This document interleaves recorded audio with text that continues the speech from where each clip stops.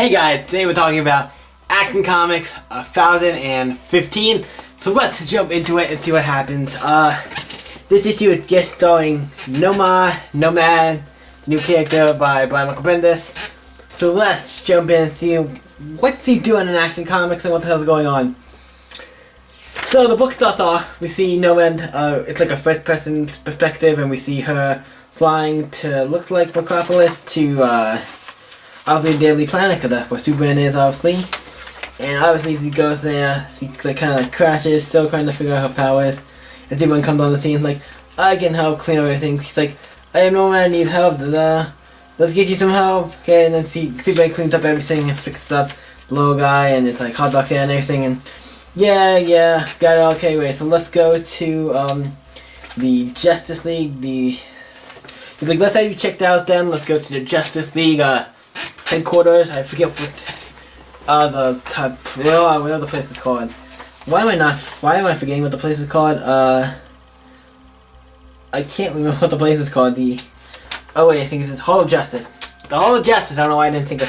I forgot that. He's like, yeah, can you?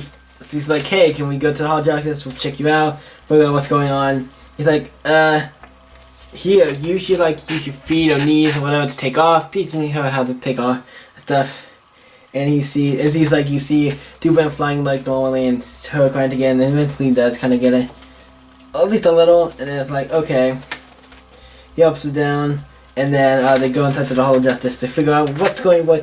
And he basically tells them, like, hey, here's everything what's going on. And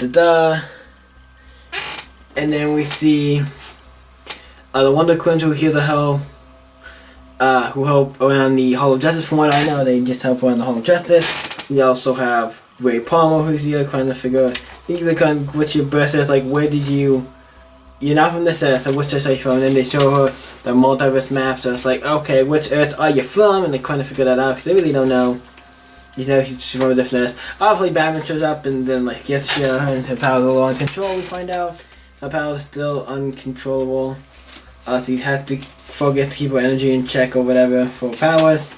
And then he goes into more about her powers, and Batman's like checking her and stuff. Okay, then it's like, okay, then Superman's like, actually, you have to keep me for a second, I gotta go. Because he's like, Lucifer? He's like, no, Leviathan. I'm like, oh yeah, Leviathan, so I guess this is happening during Leviathan, so I guess what happened in the event Leviathan, this is taking place before that or something, or during that. And the Lucifer thing, I like it, so it's like Lucifer Leviathan, so it's like, because Lucifer's going on with the Justice League and the Justice League book, that's going on with the Justice League book, and Leviathan's going on with the Bionic book, so I feel like the books are all tying everything in together, like, this is happening here, this is when he does this, that. I like that. It makes it really interesting and makes it fit.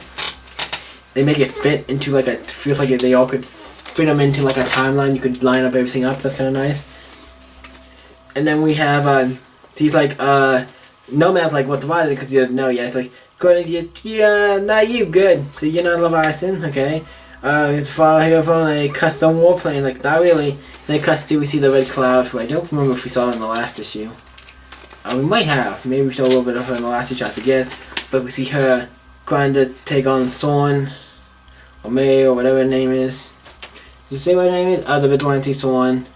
And then she has a other thing, and somebody comes in, and obviously Superman is like, coming in to save Sworn and save the day. Sworn, get behind me. Rose, I'm Rose now. And then Superman's like, he's like, Sworn, get behind me. It's like, Rose, I'm Rose now. Then he's like, oh, then definitely get behind me, because you do not have any powers. He's like, okay. Like, boom, and then the red cloud starts attacking him. Rose, or whatever, starts to try to escape. Superman trying to he takes him. Then, like, kind of trapped, and he takes them. They're flying off, and he has them, like, had them really good. He's not in a good spot, and then boom, crashes into stuff. And he's like the building stuff, and then he really has him done. He's hurting him, so it's like, he's really powerful. Because if you can hurt Superman, that's not an easy thing to do, probably. So, yeah, he's being the crap out of Superman, and then it ends with her saying, I think not, and then we hear a crack, where I'm like, ooh, I wonder what that is. I doubt he broke anything really, because like Superman, it was really hard to do that, but it's possible. But then we cut to the last page, which just said the Daily Planet, and it has like basically usually this is the first page. This page, it's just like, hey, here's like a Twitter version of like the DC universe. I think it's funny. Twitter. This is the Daily Planet, like Twitter. I know this is probably not called Twitter. I don't know if it says anything that says like it's Twitter. If you've seen Twitter, this is basically Twitter, but for the Daily Planet. I'm like, that's kind of cool.